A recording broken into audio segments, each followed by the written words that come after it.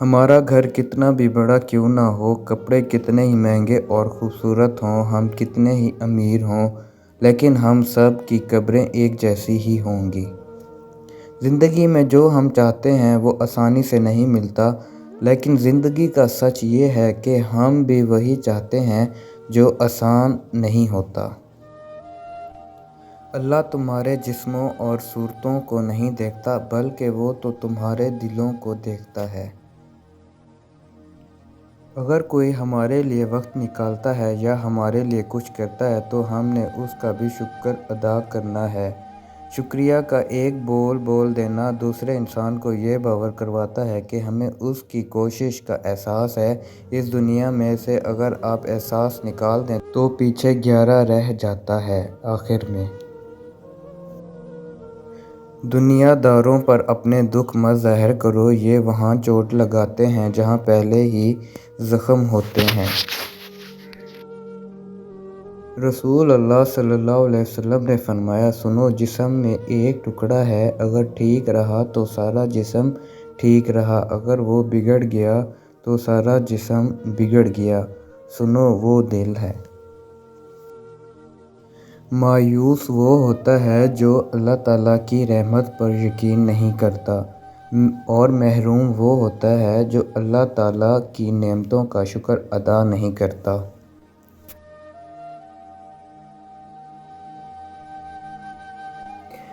باتوں کی مٹھاس اندر کا بھید نہیں کھولتی، مور کو دیکھ کر کون کہتا ہوگا یہ سانپ کھاتا ہوگا۔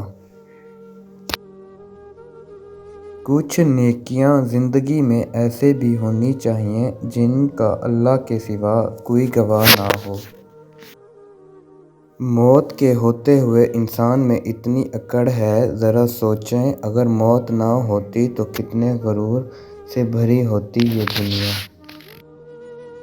جب کسی انسان پر اچھا وقت آتا ہے تو وہ بھولنے والی چیزوں میں سب سے پہلے اپنی اوقات بھول جاتا ہے۔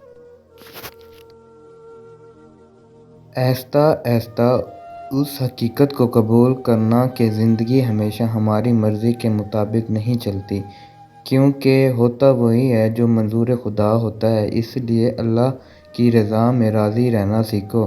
بے شک اللہ تعالیٰ پاک ہے، ہر فیصلے میں کوئی نہ کوئی مصلحت چھپی ہوتی ہے۔ کسی رشتے کو کتنی بھی محبت سے باندھا گیا ہو، لیکن اگر عزت اور لحاظ چلا جائے تو محبت بھی چلی جاتی ہے۔ شیخ سعدی فرماتے ہیں، تم اپنی 1000 غلطیوں کے باوجود اپنے آپ سے محبت کرتے ہو، لیکن دوسروں کی ایک غلطی کی وجہ سے ان سے نفرت کیوں کرنے لگ جاتے ہو؟ یا تو خود غلطیاں کرنا چھوڑ دو یا دوسروں کو معاف کرنا سیکھ لو۔ جو زیادتی یہ سوچ کر کی جاتی ہے کہ کوئی میرا کیا بگاڑ لے گا، تو پھر ایسے معاملات اللہ کی بارگاہ میں بڑی جلدی پہنچ جاتے ہیں۔ بہت کم لوگ اپنی آنکھوں سے دیکھتے ہیں اور اپنے دل سے محسوس کرتے ہیں۔ حدیث مبارک، میری امت کی عورتوں کے لیے سونا اور ریشم حلال کیا گیا ہے اور امت کے مردوں پر حرام کیا گیا ہے۔ اور جو اللہ پہ بھروسہ کرتے ہیں اللہ ان کے لیے ضرور راستہ نکالتا ہے۔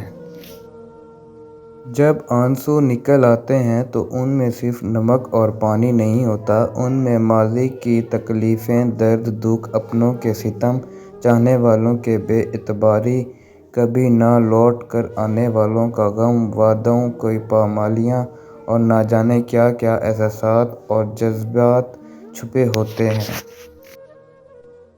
انتظار ایک اذیت ہے، پھر چاہے ہاتھ میں موبائل پکڑے کسی کے میسج کا ہو، چوکھٹ پر بیٹھے کسی کے لوٹ آنے کا ہو، بستر پر لیٹ کر نیند کا ہو، یا زندگی سے ہار کر موت کا ہو۔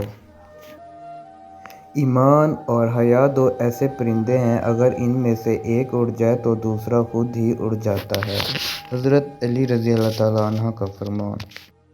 تہجد پڑھا کرو، حضرت علی نے فرمایا، لا حاصل کو اگر پانا چاہتے ہو تو تہجد پڑھا کرو، کیونکہ جو نصیب میں نہ ہو اسے تہجد کی دعائیں مقدر میں لے آتی ہیں۔ وقت بھی کمال کا ہوتا ہے صاحب، جی جی کرنے والے بھی تو کرنے لگتے ہیں۔